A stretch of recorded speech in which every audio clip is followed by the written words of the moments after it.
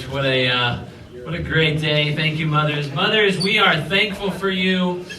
I tell you what, I am thankful for my mother this morning. My father taught me how to do ministry. My mother taught me how to love Jesus.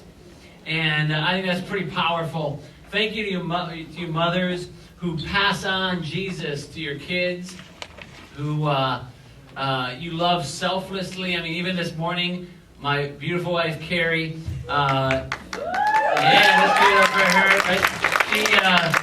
She selflessly got up with the kids, or one of the kids, who decided that her new schedule is she's sleeping from 8 to 3. That's the new thing. That's Scarlett. That's what she's doing. And she got up at 8 to 3:30, whatever it was.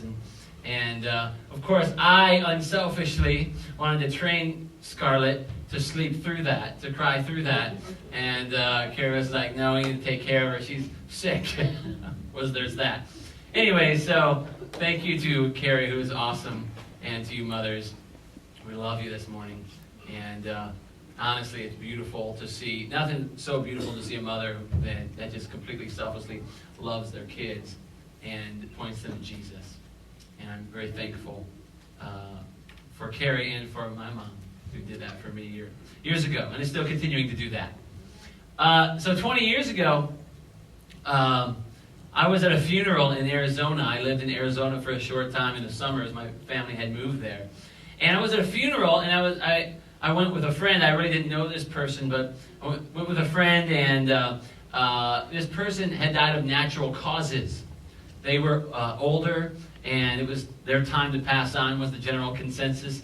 And so there was a funeral, and at the funeral there was like 4 or 5 ladies there, and they literally just started bawling. Like, I don't just mean bawling, I mean wailing, like kind of just like deep, and you're like, I'm going, oh my word, like. And so I commented to my friend. I said, wow, I mean, they must really, really love this guy. And almost like right away, the person said, nope. I'm like, whoa, this is like a funeral. I mean, come on. And she said, nope. They said, that's not the truth, actually. They do this. We have lots of funerals kind of recently, and they do it regularly. And kind of they do it because they want people to think that they felt deeply for this person. And I'm like, well, that seems kind of harsh. They're like, no, it's just the truth. Trust me. And it's that kind of mindset that I think that Jesus is talking about when we talk about prayer. When he's talking about prayer in Matthew chapter 6 on the Sermon on the Mount. He's talking about prayer, and we started in verse 6 a few weeks ago, and he says, hey, listen, do it in private. Do it in private. And then last week we talked about the Lord's Prayer, and we talked about how, we're not supposed to pray the Lord's Prayer necessarily, but we're supposed to pray, what's that word? Like this. And so this week, what I wanted to do is start in verse 16 and take another step in what Jesus thinks prayer and communing with God is all about. Let's start in verse 16. Jesus said this, and when you fast, don't make it obvious. That's interesting, isn't it?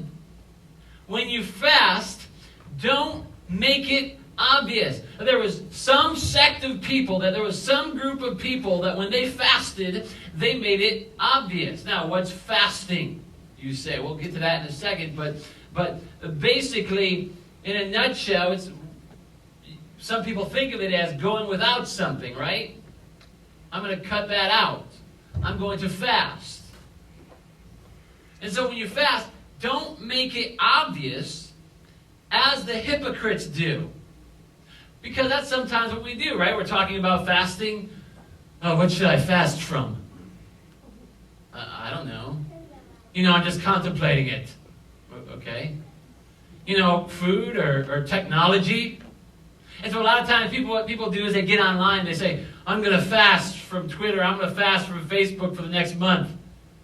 Well, why did you tell me that? That's weird. And so then they're like, well, this fast, then they do that 2-week check-in. Well, this fast is going great. How's that reward going for you? How's that working out? And Jesus says, don't do that as the hypocrites do, for they try to look miserable and disheveled, so people will admire them for their fasting. Isn't that really what it comes down to? That you and I have that deep need for people to see us praying, for people to see us fasting, for people to see us getting closer and connecting with God. And here's the result of that. I tell you the truth, that is the only reward they will ever get. That's it. What should I fast from? I'm going to fast for food. I'm going to tell you, I'm going to fast for food for 2 weeks. Good job, Marty. That's it.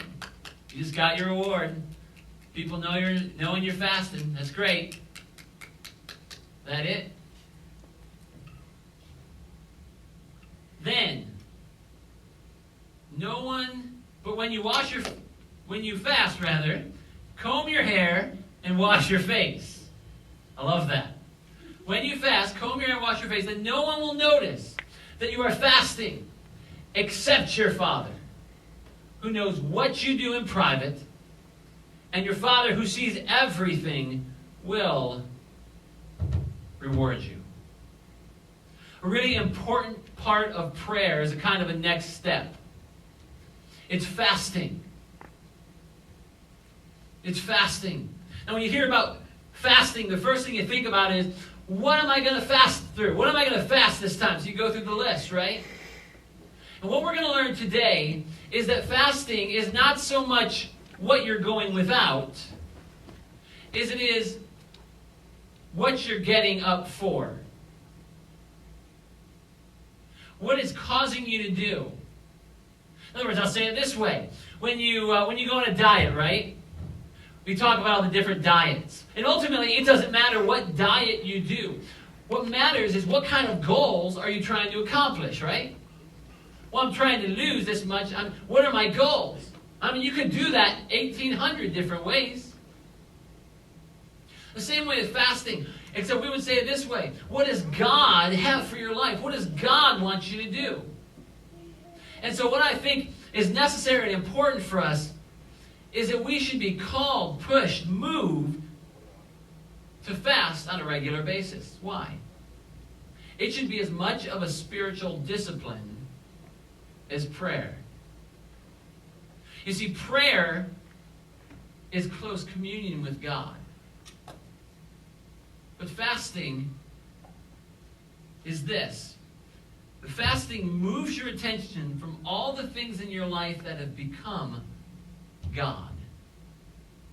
Little g. And moves your attention to the place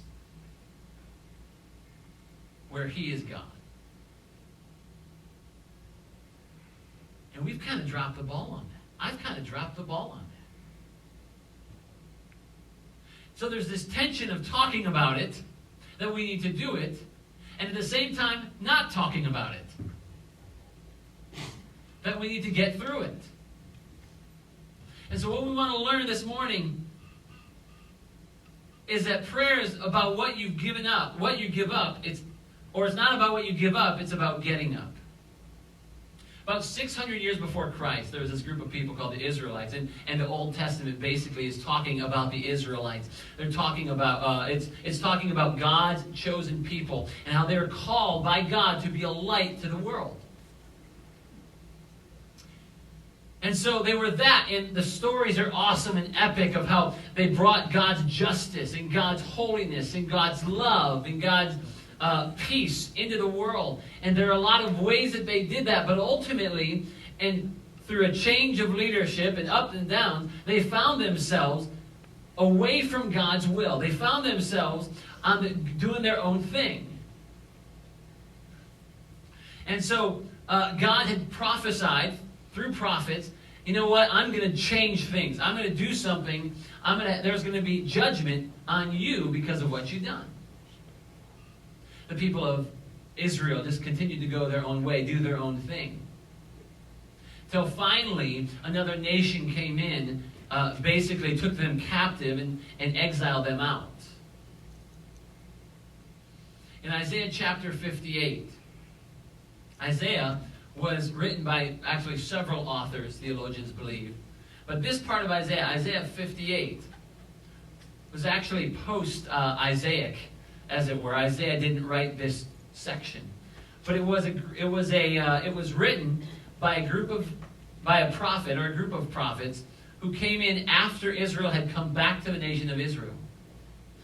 And they wanted to make things right. They wanted to get back to it. Have you ever tried to get back to something?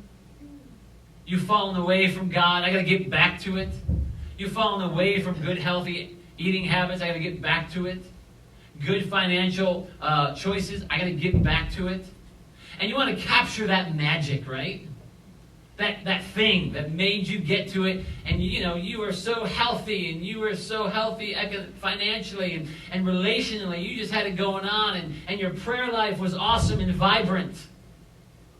And you remember that, and you want that. So usually the things you will do are kind of superficial compared to the things you did before when they were successful. And so this is kind of what happened in Israel. What they decided to do, the people of Israel, is they decided to, they put up the temple, and they decided to do their rituals again. Because that worked before. They were trying to hook up their magic 8-ball God. Right? God, if we do this, and if we dot our I's and cross our T's, everything's going to be good. Okay? So everything's going to be great, and we're going to make you happy. So then what they would do is they would fast on a regular basis. But the reason why they would fast was to get God to do something for them. God, we want to fast you. And they would do it in public. And typically, if you do something in public and you want people to know, you look miserable. Man, what's going on? I'm fasting. What are you fasting about? Something big. I want God to get us back to something big. Wow. You brush your teeth much? No, I'm fasting from that. So that happened for hundreds of years. And for hundreds of years, they struggled to get back to the thing they were called to. So then Jesus comes along, and he's saying these things.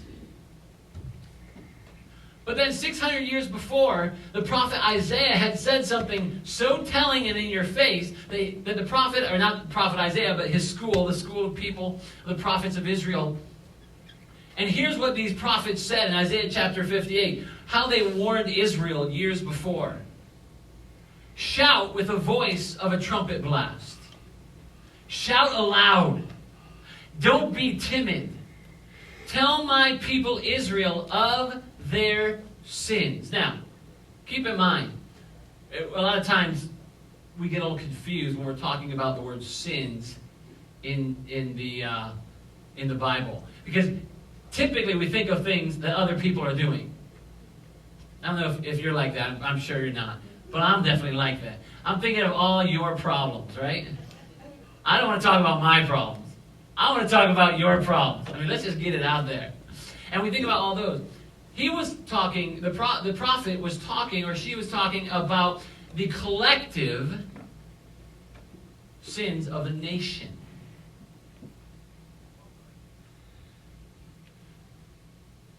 You see, a lot of times when the biblical writers are talking of sins, they talk of collective sins of the people of God. So sometimes we get judgmental, don't we? We're like, I thought you were Christian. I thought you were. No, a Christian would never do that. Come on, you may not sound like that, but your inside voice does. And so the prophet was talking about this collective sin. Yet, verse 2, yet they act so pious. They come to the temple every day and seem delighted to learn all about me. They act like a righteous nation that would never abandon the laws of its God. They ask me to take action on their behalf, pretending they want to be near me. In other words, they're outside doing what they're supposed to be doing. On the outside, they're dotting their I's, crossing their T's. Things are great. But the prophet is talking about inside. And I think sometimes this works in reverse too. Sometimes we so fight against judgmentalism that we forget about regular spiritual disciplines that we should be participating in. And I'm wondering if one of those things in our culture is fasting. That if we have a hunger for God, that we should be stepping up and say, God, on a regular basis, I want to give up something for you. Because remember what fasting is. Fasting is moving aside the things that have become your God. What kind of things are those? Power, sex, money, relationships, schedule, you name it. Those things that have become God, pushing those aside and allowing God to take, and focusing on God. Allowing God to take the place of God. And what if we did that regularly as a discipline? Not so people would see us, because we are hungry to experience God. We are hungry to experience not the thing that He can do for us, but just experience Him. Verse 3, the prophet continues, we have fasted before you, they say. Why aren't you impressed? We have been very hard on ourselves, and you didn't even notice it. I will tell you why, I respond. It's because you are fasting to please yourselves. Even while you fast, you keep oppressing your workers. Now you understand this, right? Hey, boss. Hey, person who's in charge of something. You say, I want more of you, God, I want more of you, God, but I treat my workers like crud.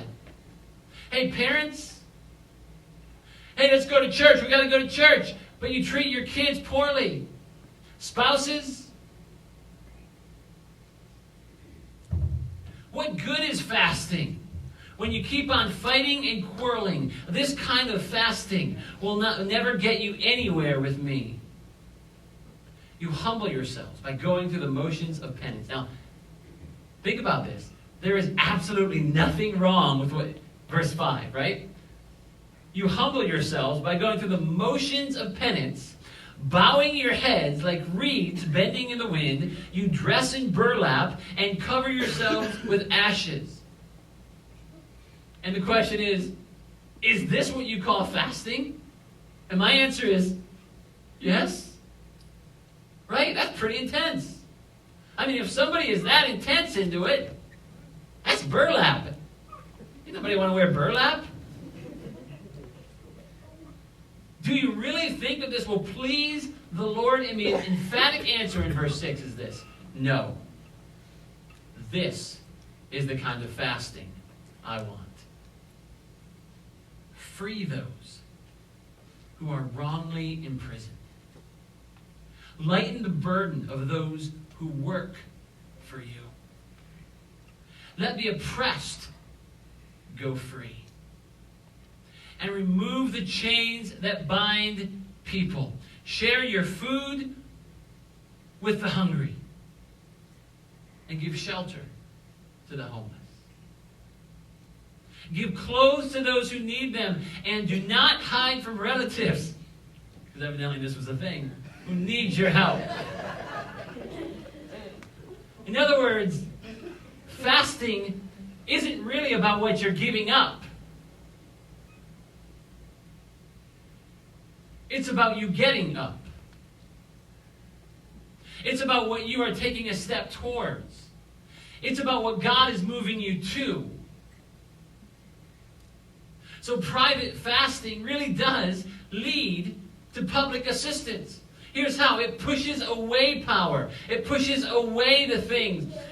Sex, romance. Probably not those things, by the way. But sex as a god, I should say.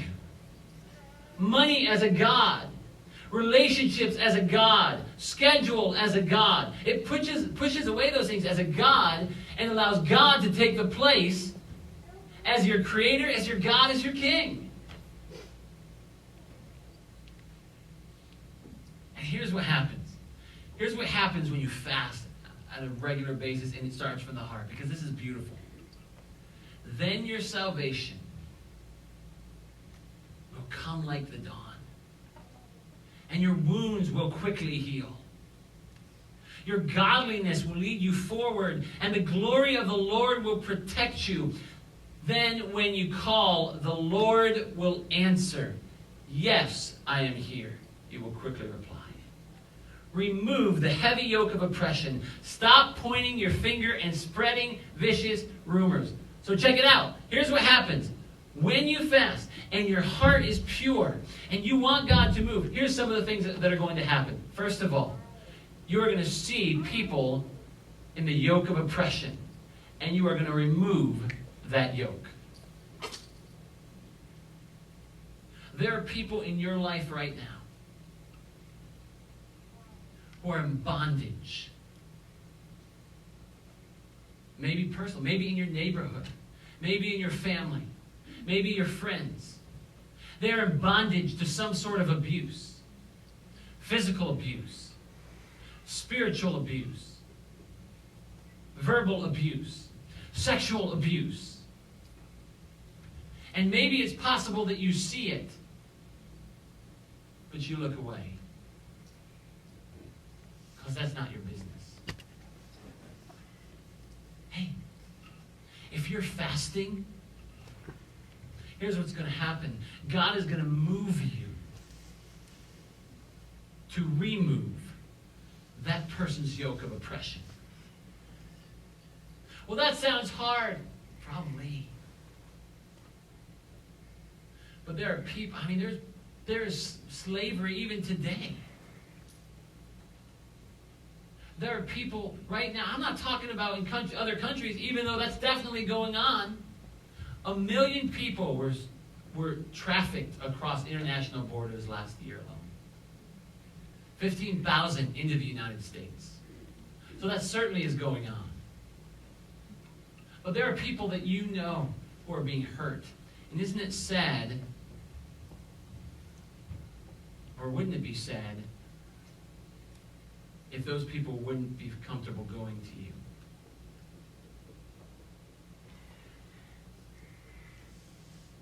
When you are fasting properly, sure, it's going to make you smarter in terms of God. But more importantly, He's going to move you to remove someone's yoke of oppression. Hey, it's possible there is someone in here who is part of that abuse, who is abusing. That is jacked. And God convicts you to stop that junk. It's trash. Has nothing to do with God. We come in and we sing because it's possible to do that. You know what else fasting does? It also helps you to stop gossiping. The prophet says, stop pointing your finger and spreading vicious rumors. Here's what happens, right? People like to connect, they like to talk. So you go up to somebody, hey, how's it going? Because everybody asks that question, right? Hey, how's it going? How's it going? Inevitably, somebody's going to say, and that's okay, but here's where the problem goes. When someone else says, when that person who asked the question, how you doing, says, they think to themselves, well, I can't be having a good day then either.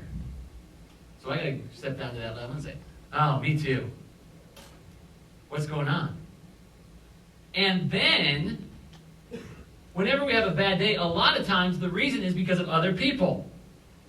Let me tell you about this person. This happens all the time in workplaces, right? And it's like a cesspool. But here's the thing. I believe if you're fasting as a spiritual discipline, I believe you'll be given the strength and the power to confront that and to challenge that.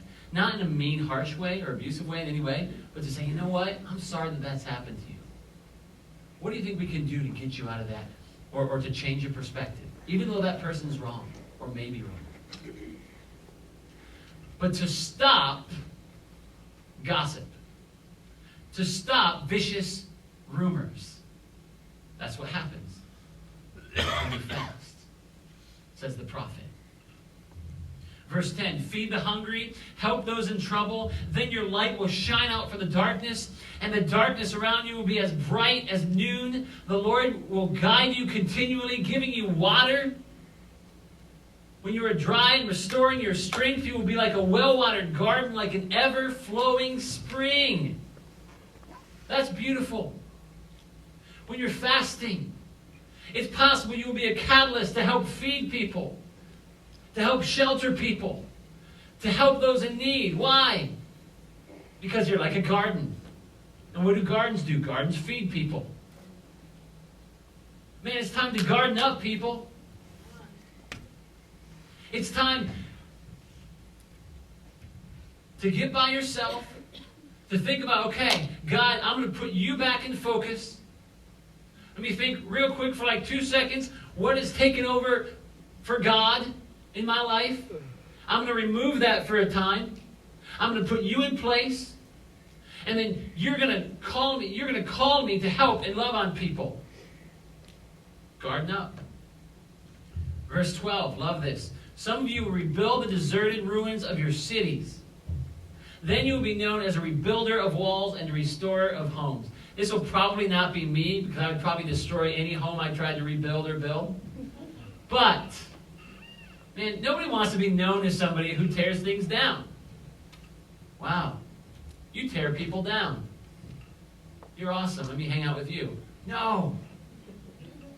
But when you're focused on God and fasting, through the spiritual discipline of fasting, some of you will be called to rebuild things. Maybe rebuild people. Build people up. Sometimes we get so fixated on our problems, I do this all the time, that I don't have time for other people's issues. What I don't understand or realize is if I help other people's issues, my own problems very easily can work themselves out.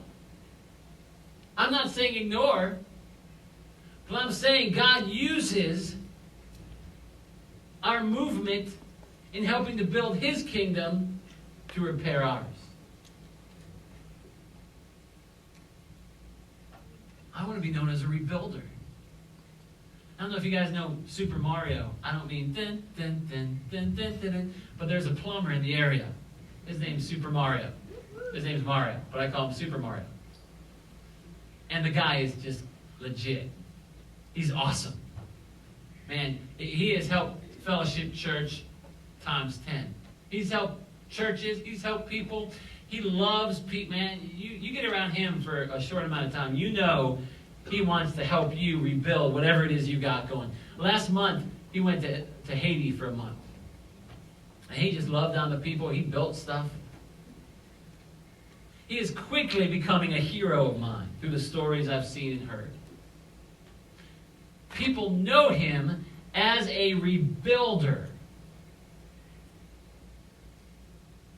If you are called toward fasting, it is possible some of you will be known as rebuilders.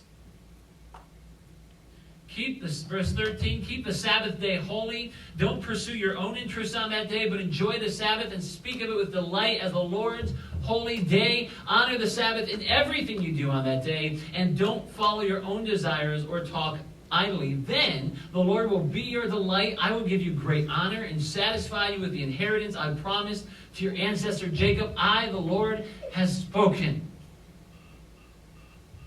I think it's important for us to meet regularly with people worshiping God like we're doing today.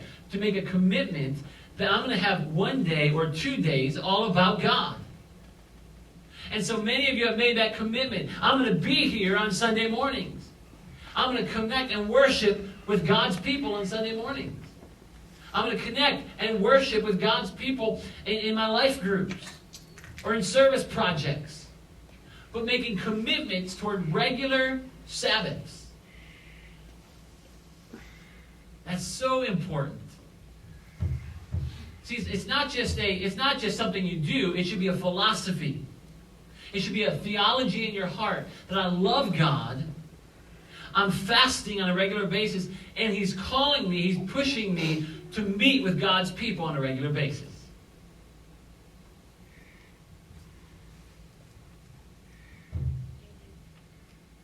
It's a big step. It's a big commitment. But it's possible, and it's awesome when you do it. And it's, by the way, like even today, keep your Sabbath, right? I don't just mean here. When you leave this place, maybe you go to lunch with your family. Maybe you go to lunch with someone else. Hang out. Spend some time.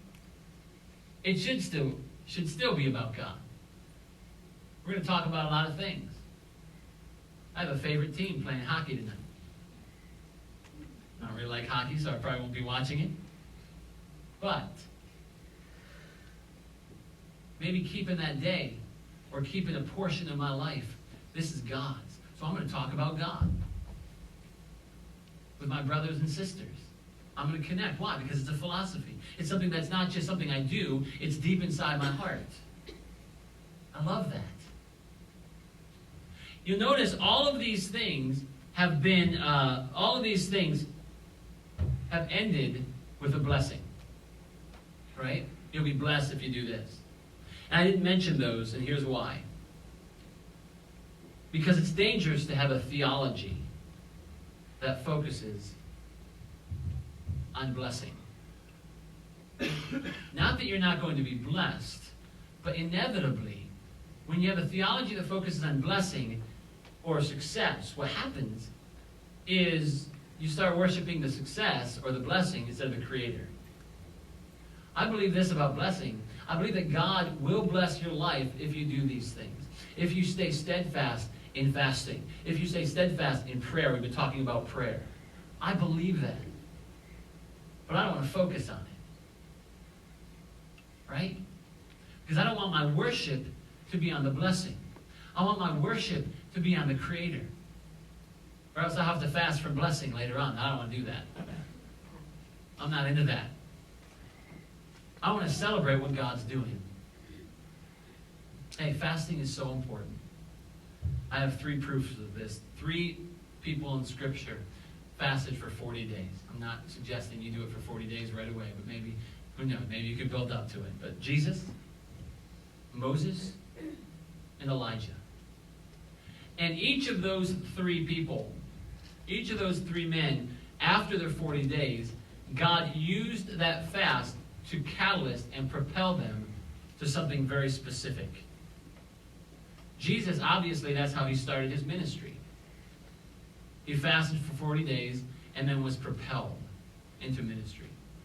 Moses, he fasted for 40 days and then God used him to share his law with the people of Israel. Elijah was quite different. He fasted for 40 days, came out of a cave, and then God actually had him hand over his ministry to an apprentice, which was huge, and he did a lot for the kingdom of God. But fasting on a regular basis can and will propel you to do God's work in his kingdom. All this starts with prayer and fasting before God. But here's what you got to do. Ready? Whenever you decide to do it, that morning, here's what you do. And the next morning, wash your face and comb your hair. You know what I'm saying? Don't forget to brush your teeth either. Wash your face. And what's going to happen is your fasting will stop being about what you give up and more about you getting up. when that happens, I believe great things are going to happen in your world, in your life, in your city, in our church, in your workplace. I believe you're going to be a difference maker in the kingdom of God. So whatever you want to do, whatever God's calling you to, it starts with fasting and refocusing on that. Thank you so much for just the opportunity to talk about prayer over the last 3 weeks. We want to be a church of prayer. We want to be a people of prayer. So I just want to have a word of prayer for you. Will you stand with me?